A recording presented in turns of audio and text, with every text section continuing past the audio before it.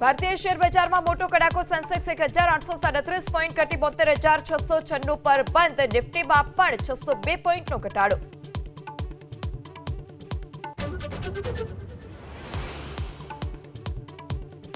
યુદ્ધ વચ્ચે કરન્સી બજારમાં ઉથલપાથલ યથાવત ડોલર સામે રૂપિયો ફરી પહોંચ્યો નીચલા સ્તરે 41 પૈસા ઘટીને 93.94 પર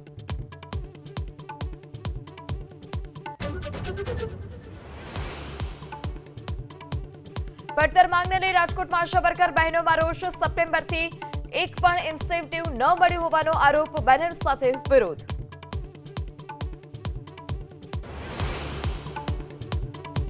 રાજકોટમાં મતદારોની સંખ્યા 10.93 લાખથી ઘટીને 9.85 લાખ મતદાર યાદીમાં નામ હોય કે ફેરફાર કરાવવો હોય તો આધાર પુરાવા સાથે સંપર્ક કરવા ચૂંટણી અધિકારીની અપીલ